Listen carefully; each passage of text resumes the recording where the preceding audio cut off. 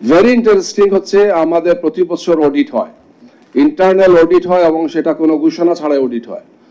যে জানুয়ারি মাসে আপনার অডিট হবে, বছর শেষ ডিসেম্বর, জানুয়ারিতে আপনার অডিট হবে। আমাদের ম্যান পাওয়ার বলে আমাদের সদস্য আরুকন যেটা বলি, এবং আমাদের কর্মী, এরা হচ্ছেন আয়ের উৎস। প্রতি মাসে তারা সংগঠনকে তাদের সামর্থ্য অনুযায়ী একটা কন্ট্রিবিউশন করেন।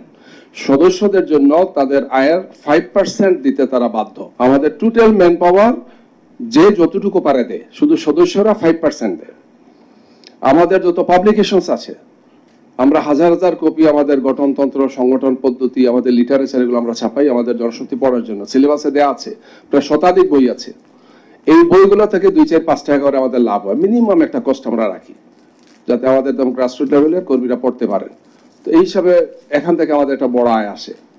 এছাড়াও বিভিন্ন ধরনের সুদী শুভাঙ্গীরা ডোনেশন দেন।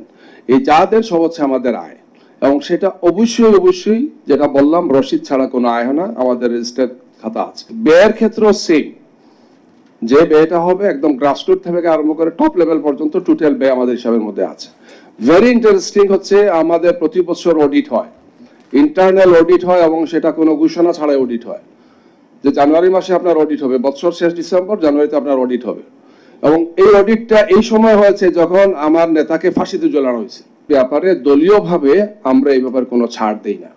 এই জন্য Jamaat Islami as a organisation আলহামদুলিল্লাহ শত চ্যালেঞ্জ মোকাবেলা করে টিকে আছে। কি তখন আমাদের খুব কষ্ট হতো যে এত ঝামেলার মধ্যে অডিটর আসছে, যার কোনো কাম কাজ নেই, চলে আসছে। তো এখন বুঝতেছি যে এই সতর্কীকরণ, এই শক্ত ভূমিকা, এই মানে আপাত নির্দয় বা নিষ্ঠুর আচরণ দিন শেষে দলের জন্য, আমাদের জন্য, সবার জন্য ভালো হয়েছে। কি একটা নীতি নির্ধারকরা ঠিক করতে হবে যে তাদের এই আইএবের রিপোর্টটা তারা দলীয় ফোরামে দেবেন।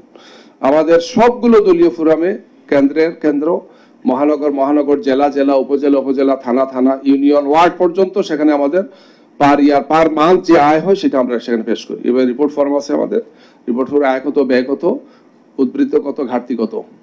তাইলে প্রত্যেকটা ফোরামে আমাদের এটা হয়, এবং সেখানে যে কোনো একজন জনশক্তি হাত তুলে প্রশ্ন করতে পারেন যে আয়ের সাথে ব্যয়ের মিলে না, ব্যয়ের সাথে আয় মিলে না, ইত্যাদি, তার বলার তার পুরো অধিকার আছে।